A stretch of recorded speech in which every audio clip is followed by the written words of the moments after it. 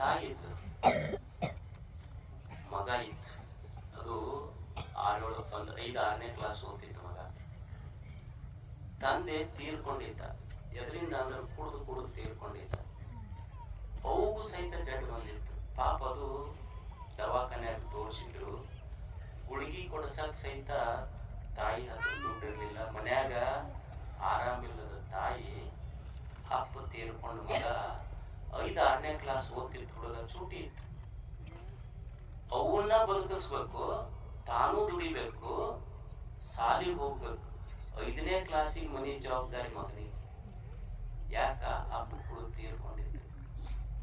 ಅದು ಎಲ್ಲೋ ಕೆಲಸ ಹುಡುಕ್ತಿತ್ತಲ್ಲ. 5ನೇ ಕ್ಲಾಸ್ ಹುಡುಗ ಯಾರು ಕೆಲಸ ಕೊಡ್ಲಿಲ್ಲ. ಕೊನೆಗೆ ಒಂದು ಬಾರ್ನವ್ರು ಕೆಲಸ ಕೊಟ್ಟರು.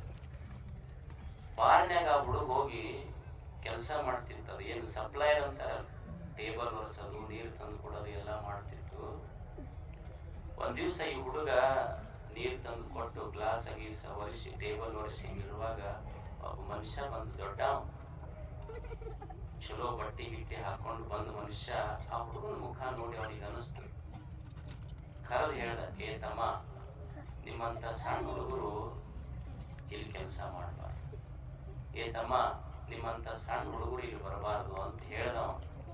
ಅವಾಗ ಸಣ್ಣ ಮಗು ಹೇಳ್ತು, ನಿಮ್ಮಂತ ದೊಡ್ಡವ್ರು ಇಲ್ಲಿ ಬರೋದು ಬಿಟ್ಟಿದ್ರೆ ನಮ್ಮಂತ ಸಣ್ಣ ಮಕ್ಕಳು ಇಲ್ಲಿ ಬರೋ ಪ್ರಶ್ನೆ ಬರ್ತಿದೆ. ನಿಮ್ಮಂತ ದೊಡ್ಡವ್ರು ಇಲ್ಲಿ ಬರೋದು ಬಿಟ್ಟಿದ್ರೆ ಅಂದ್ರ ನಮ್ಮಂತ ಸಣ್ಣ ಮಕ್ಕಳು ಇಲ್ಲಿ ಬರೋದು ಪ್ರಶ್ನೆ ಬರ್ತಿದೆ. ನಾಲ್ಗಿ ಕಲಿಸಿಬಿಟ್ಟಿವಿ.